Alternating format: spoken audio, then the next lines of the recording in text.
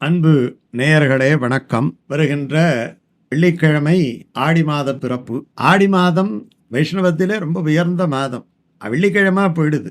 அதே நேரத்தில் இந்த ஆடியில் தான் பார்த்தீங்கன்னா பலவிதமான பண்டிகைகள் பலவிதமான கோயில்களிலே நடக்கும். உதாரணமாக கள்ளழகர் கோயில் எடுத்துக்கிட்டோம்னா ஆடி பிரம்மோற்சவம் என்பது ரொம்ப ரொம்ப சிறப்பு.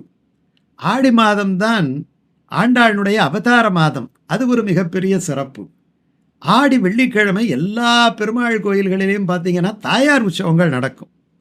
ஆடி வெள்ளிங்கிறது தாயாருக்குரிய ஒரு அற்புதமான ஒரு நாள். அன்னைக்கு எல்லா கோயில்லையும் அது புண்டரீகவல்லி தாயாராக இருந்தாலும் சரி, அமிர்தலட்சுமி தாயாராக இருந்தாலும் சரி, இல்லாட்டி போனால் அம்புஜவல்லி தாயாராக இருந்தாலும் சரி, இல்லை பத்மாவதி தாயாராக இருந்தாலும் சரி, எல்லா தாயார் கோயில்களிலையுமே பார்த்தீங்கன்னா அந்த தாயாருக்கு அதி அற்புதமான திருமஞ்சன வைபவங்களெல்லாம் காலையில் நடக்கும். நறுமணம் புட்டிய அந்த அற்புதமான அந்த தீர்த்தத்திலே குளிர குளிர குளிர குளிர அந்த தாயார் நீராடுகின்ற உற்சவம் இருக்குது இல்லையா, அது நம்முடைய தாபத்தை எல்லாம் தீர்க்கும், நம்முடைய பாவத்தை எல்லாம் போக்கும்.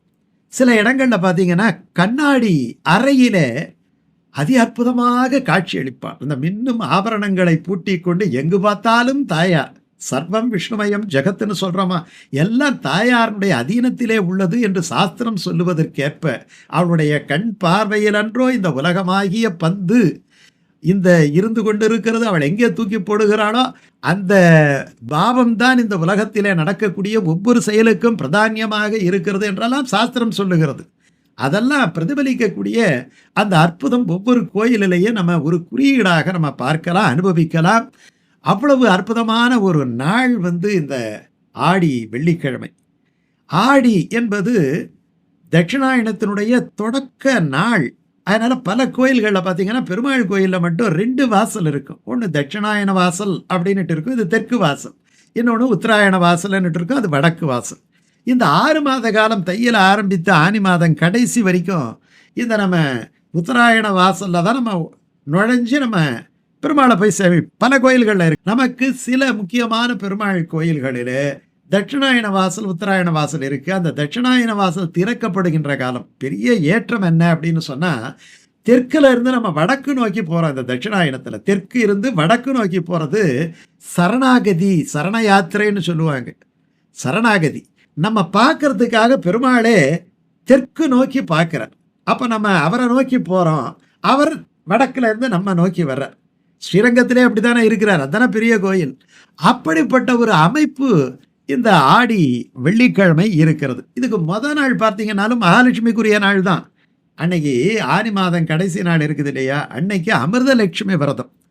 இந்த அமிர்தலட்சுமி விரதம் இயங்கிறது வீட்டில் பல லட்சுமி விரதங்கள் இருக்குது, எத்தனையோ லட்சுமி விரதங்கள் இருக்குது. அதில் அமிர்தலட்சுமி, அமிர்தம் என்றாலே என்ன அர்த்தம்? அமிர்தத்தோடு பிறந்தவள் மகாலட்சுமி தாயார். அமிர்தம் என்பது சாவா மருந்து, மூவா மருந்து, தேவர்களுக்கு ராஜ்யத்தை தந்த மருந்து. இப்படிப்பட்ட அழிவில்லாத தன்மையை தருகின்ற ஒரு அற்புதம் அந்த மருந்துக்கு உண்டு. அதுக்கு பேர் தான் அமுதம் என்று பெயர். அந்த அமுதத்தோடு தோன்றிய மகாலட்சுமி அமிர்தலட்சுமி. அந்த அமிர்தலட்சுமிக்கான விரதம் இந்த வியாழக்கிழமை, இந்த ஆடி வெள்ளிக்கு முதல் நாள். அன்னைக்கு கலசத்தை வச்சு பூஜை பண்ணி ஒரு செம்பு கலசமோ வெள்ளி கலசமோ வச்சு அதில் நாணயம், நல்ல தீர்த்தம், நறுமணப் பொருள்கள், எலுமிச்சம்பழம் எல்லாத்தையும் வச்சு மேலே மாவிலை வச்சு தேங்காயை வச்சு நல்ல ஒரு அழகான பட்டுப்புடவை, அந்த பட்டுப்புடவையாலே அலங்காரம் செய்து வண்ண புஷ்பங்களை வைத்து அன்னைக்கு வில்வத்தால வெள்ளிக்கிழமையும் சரி முதல் நாளும் சரி அர்ச்சனை பண்ணுறது மகாலட்சுமிக்கு ரொம்ப விசேஷம். அப்படி செய்து ஏதேனும் ஒரு இனிப்பு, அந்த இனிப்பை நிவேதனமாக படைத்து நம்ம வழிபாடு நடத்துவது என்பது சால சிறந்தது. தாமரை வடிவத்திலே கோலம் போட்டு அந்த கோலத்திலே அன்னைக்கு 5 முக குத்து விளக்கு ஏற்றி வைத்து, அது சில பேர் இது விரதம் இருக்கும் பொழுது பார்த்தீங்கன்னா அந்த 9 முடிச்சு, அந்த 9 முடிச்சு மஞ்சள் கயிறு வைத்திருப்பார்கள், நோன்பு கயிறு. அந்த நோன்பு கயிறு விரதம் முடிஞ்ச உடனே அந்த நோன்பு கயிறை கட்டிக்கொள்வார்கள். அது ஒரு மிகப்பெரிய ஒரு பலம். அப்படிப்பட்ட ஒரு அற்புதம் இந்த ஆடி வெள்ளிக்கிழமை அன்று நடைபெறுகிறது. அன்னைக்கு முன்னோர்களை நினைத்து மாத தர்ப்பணாதிகளை எல்லாம் செய்ய வேண்டும். அதற்கு பிறகு நம்முடைய வீட்டை நன்கு அலங்காரம் செய்து அதுக்கு முதல் நாளே எல்லாம் தூய்மைப்படுத்தி நல்லா நம்ம கோலங்களை எல்லாம் போட்டு மாவிலை தோரணங்கள் எல்லாம் கட்டி படங்களுக்கு எல்லாம் புஷ்பங்களாலே அலங்காரம் செய்து சந்தனாதி தைலங்களை எல்லாம் வைத்து நல்ல அழகான முறையிலே நம்ம படையல் போட வேண்டும். நம்ம மகாலட்சுமிக்குரிய பாசுரங்களை எல்லாம் அன்றைக்கு பாடலாம். ரொம்ப முக்கியமாக அமிர்தலட்சுமி, அமிர்தம்னாலே பெருமாள் தானே, பெருமாளோடு சேர்ந்த லக்ஷ்மி இல்லையா? அதனால் நம்ம இந்த திருக்குடந்தை, ஏன்னா தட்சிணாயன உத்தராயணன்னு சொல்கிறோம், ரொம்ப விசேஷம் அந்த தட்சிணாய வாசல். அந்த தட்சிணாயன வாசல் வழியாக அந்த பெருமாளை போய் சேவித்து இந்த பாசுரம் பாடுறதுங்கிறது ரொம்ப சிறப்பான செயல். இந்த பாசுரம் இந்த அமிர்தலட்சுமி விரதம் இந்த ஆடி வெள்ளி ரெண்டையும் ஒட்டி மகாலட்சுமியினுடைய ஒரு அற்புதமான ஒரு அனுபவத்தோடு தான் தொடங்குகிறது. பெருமாள் அமுதன் என்னட்டு பேர். ஆனால் இந்த அமுதனை ஆறாம் அமுதமாக ஆக்கியவள் யார் என்று சொன்னால் யார்? மகாலட்சுமி தாயார்.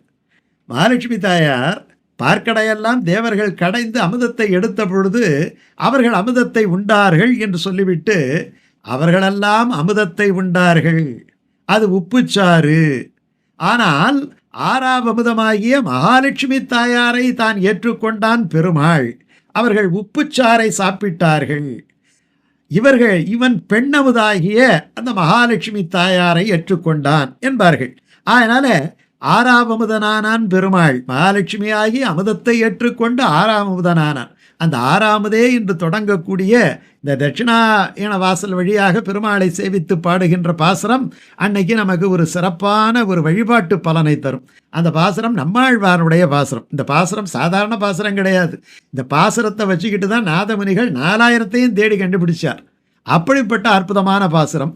ஆறாவமுதே அடியேன் உடலம் நின்பார் அன்பாயே, நீராய் அலைந்து கரைய உருக்குகின்ற நெடுமாலே, சீரார் சென்னல் கவரி வீசும் செழுநீர் திருக்குடந்தை, ஏறார் கோலம் திகழக் கிடந்தாய் கண்டேனம்மானே என்னட்டு அற்புதமான ஒரு பாசுரம். ஆறாவமுதே, ஆறாவமுதேன்னு சொல்கிறார்.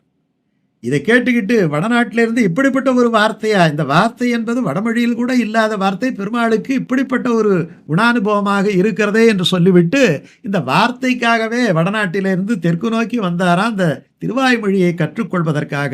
அப்படிப்பட்ட ஆறாமுதனை நினைத்து இந்த ஆடி வெள்ளியிலே சொல்ல வேண்டிய இந்த பாசுரம். ஆறாவமுதே அடியேன் உடலம் நின்பால அன்பாலே, நீராயலைய கரைய உருக்குகின்ற நெடுமாலே. இந்த பெருமாளை பார்க்கும் பொழுது நம்முடைய உடம்பு தேகமானது நீர் பண்டமாக உருகி விடுமா. அங்கே எப்படி இருக்கிறான் பெருமாள், எவ்வளவு சொகுசா அவன் பள்ளி கொண்டிருக்கிறான். சீரார் சென்னல் கவரி வீசும் செழுநீர் திருக்குடந்தை. அங்கே சாமரம் வீசுதான். எப்படி சாமரம் வீசுது? அந்த நெற்கதிர்களெல்லாம் ஓங்கி வளர்ந்த நெற்கதிர்கள். ஆண்டாள் பாசுரம் சொல்றார் இல்லையா, ஓங்கி உலகளந்த உத்தமனுக்கு ஓங்கி உலகளந்த நெற்கதிர்கள். இது சாமரம் வீசுகிறது. சீரார் சென்னல் கவரி வீசும் செழுநீர் திருக்குடந்தை. அப்படிப்பட்ட ஒரு அற்புதமான இயற்கை வளம் நிறைந்த, நீர் வளம் நிறைந்த, நில வளம் நிறைந்த அந்த திருக்குடந்தையில் ஏறார் கோலம். ஏறார் கோலம் என்ன அர்த்தம்? அதாவது தூங்கும் போது அந்த பள்ளி கொண்ட நிலையிலே பெருமாளுடைய அழகு நம்மை உருக்குகிறது. அப்படிப்பட்ட ஒரு அற்புதமான கோலத்திலே அவன் சாய்ந்து கிடக்கக்கூடிய அழகு இருக்கிறதல்வா, கிடையழகு. எங்கனம் மறந்து வாழ்கேன் ஏழையேன் ஏழையேனேன் என்று தொண்டரடிப்புடி ஆழ்வார் சொன்னார் இல்லையா? அப்படிப்பட்ட ஒரு பாசுர அனுபவம் நமக்கு அன்னைக்கு வேணும். அந்த பாசுரத்தை பாடி திருக்குடந்தை ஆறாவமுதனை அன்னைக்கு சேவிப்போம்.